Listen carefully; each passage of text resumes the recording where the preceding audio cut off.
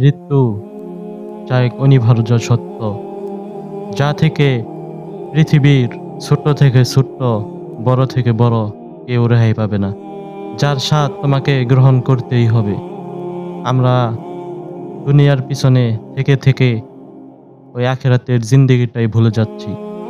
আমাদেরকে যে একদিন মৃত্যুবরণ করতে হবে, আমাদেরকে একদিন আল্লাহর কাঠগড়ায় হিসাব দিতে হবে, সেই ধারণাই আমাদের মধ্যে নাই। আমরা এমন এক পর্যায়ে এসে পৌঁছেছি, এমন এক ফিতনার যুগে এসে পৌঁছেছি, যেখানে 99% মানুষ দুনিয়ামুখী হয়ে গেছে। আজ দুনিয়া কোথায় যাচ্ছে, আজ আমরা গুনাহ করি, দিলের মধ্যে কোনো ভয় হয় না। পৃথিবীর কোনায় কোনায়, প্রত্যেকটা গ্রামেই, মসজিদে গেলে দেখা যায় মানুষ নামাজে কত উদাসীন, মানুষ কতটা নির্বোধ আর কতটা নাফরমান। যে আল্লাহ আমাকে আপনাকে সৃষ্টি করলো, আমরা তাকেই ভুলে যাচ্ছি। আমরা এখন সকলেই তো মৃত্যু থেকে অনেক দূরে।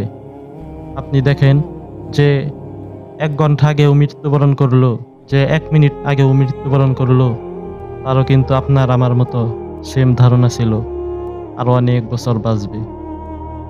হায়, সে এখন দুনিয়া থেকে চলে গেল। সেম আমার এবং আপনার এমনটা হবে না, কে গ্যারান্টি দিল?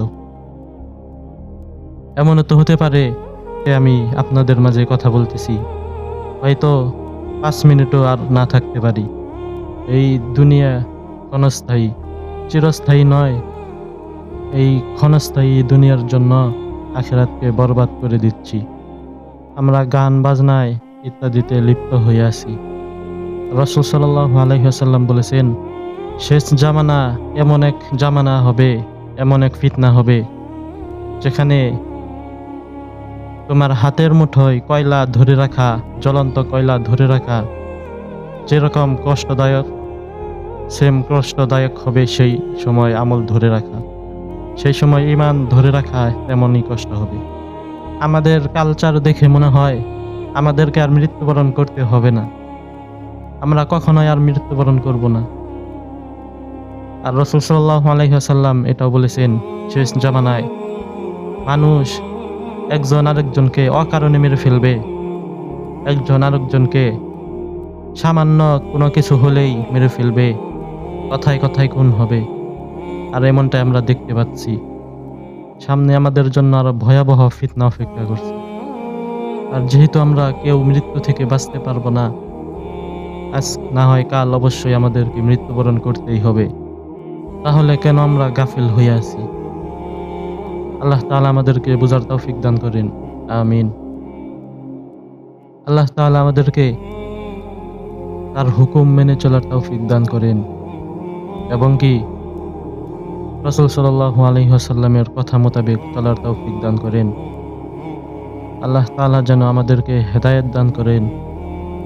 আল্লাহ তাআলা যেন আমাদেরকে তার 5 ওয়াক্ত নামাজ, তার হুকুম 5 ওয়াক্ত নামাজ যেন জামাতে পড়ার তৌফিক দান করেন। এবং কি হাদিস শরীফে এসেছে, দুনিয়া সিজনুল মুমিন ওয়া জান্নাতুল কাফির, দুনিয়া মুসলমানদের জন্য কয়েদখানা এবং কাফেরদের জন্য বেহেশতখানা। দুনিয়াটা হচ্ছে মুমিনদের জন্য একটি জেলখানা, মুমিনদের জন্য একটি জাহান্নাম, দুনিয়াটা মুমিনদের জন্য। আর আমরা দুনিয়াকেই বেহেশত মনে করি, দুনিয়াকেই সব মনে করি।